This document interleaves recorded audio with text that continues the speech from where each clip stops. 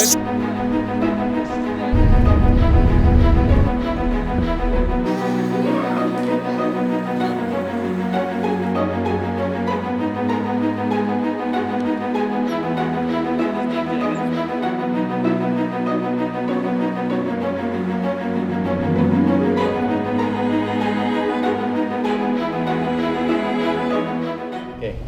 everybody, this is Dean Jacobs. I'm with Kayla at Aldrich Elementary.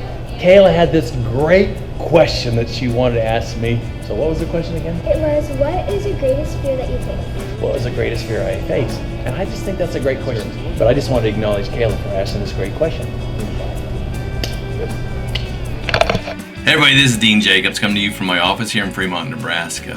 Now, if you don't know, I do school talks. And when I do my school talks, a lot of times there's not enough time for students to ask me questions. And sometimes afterwards, if I'm lucky enough, I'll have a chance to connect with some of the students in my writing workshops to give them an opportunity to ask me questions. And one of the questions, I got this great question the other day at Aldrich Elementary from Kayla. And I wanted to give it some thought and some time because it was such a great question. And her question to me was, what's the greatest fear I've overcome? And that's such a great question, number one, for an elementary student, right? And I didn't want to give off the top of my head answer like, well, you know, I don't know how to swim, and I whitewater raft the Nile, and just did it the other day again for the second time in my life, and things like that.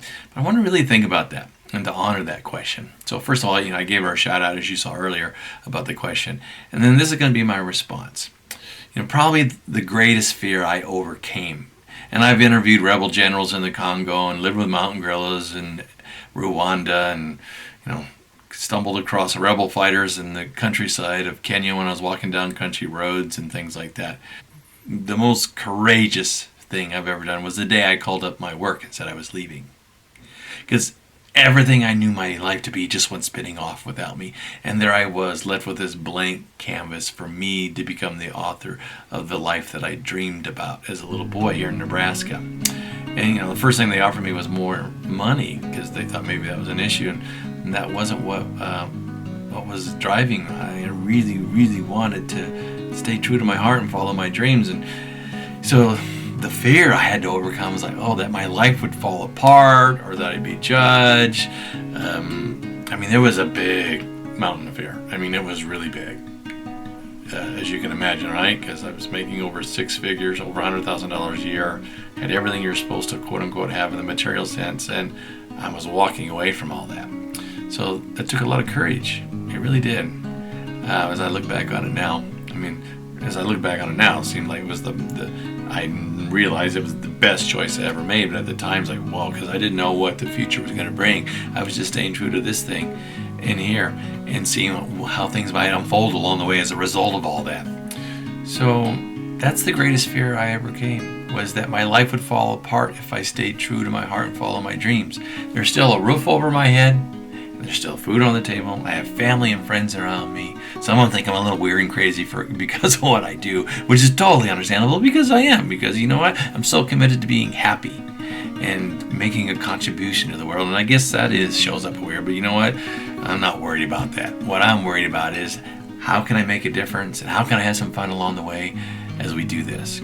So sometimes people ask me, how did you do it? Like, how did you do it? So I got 3 tips for those who like to ask those kinds of questions. 3 tips or things I want to share with you as far as how do you overcome your fears? Because the truth is, I have fears. I do. And I talk about these a lot.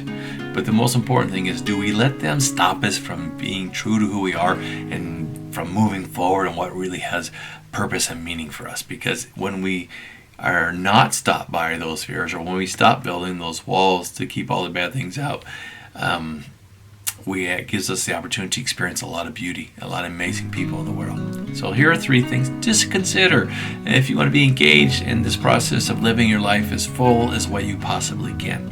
Number 1, you want to look at where's my attention? Where's my focus? Am I assuming all the worst case scenarios? That this is going to completely be a bust or fall apart, or the last time I tried this, it didn't work, and once was enough kind of thing. So if you're building your case for why this is not going to work, I almost guarantee you're not even going to hardly go up this front door for whatever the dream is. Mine was travel, but it doesn't matter what it is. You have to take, if you want your dreams come true, you have to take some action. A dream without action is just a distraction, so you have to take some action. So if you're building your case for why this won't happen, you're just locking yourself into fear, and it's never going to, unfortunately, you're never going to have a chance to really bring your best experiences to the world and make that contribution. So first of all, you want to ask yourself, what am I focused on? Where's my attention? Right? Number 2, you want to create a picture, create a vision in your mind and in your heart of you doing these things. If that even just brings up fear, well, you better dig a little bit deeper, because then you want to make sure that you're giving yourself permission to even have the dream to begin with, okay? But you want to create a picture of you actually doing these things. So if the classic one is like running a marathon. I've ran once in my life. Quite an undertaking, quite a commitment. And so, you picture in your mind that you're breaking that finish line at the end, completing that long journey. But not only that, you also need to picture how you're going to respond to those miles as you're hitting that wall, like at mile 13. You're going to feel that pain and you're going to feel that discomfort. But you want to envision yourself moving past that, moving through that, moving in spite of that, moving forward towards what's really important, and that's the completion of that dream. So important, because we get this idea about creating, we hear a lot about creating visions and dreams and things like that. Pretty soon, if we'll only focus at the finish product, we're constantly judging that from where we are, and then we, kind of pile on some judgment and negative feelings, and that kind of takes our power away. So it's really critical that you picture yourself how you endure through those moments that try to derail us. Make sense? And then the last one, which is really important from my perspective anyway, and I challenge you with this: have your commitment to your dreams be bigger than your fears. Well, how do we do that?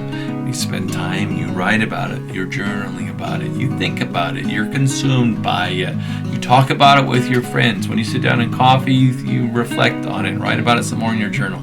But spend more time building your case why those dreams won't come true.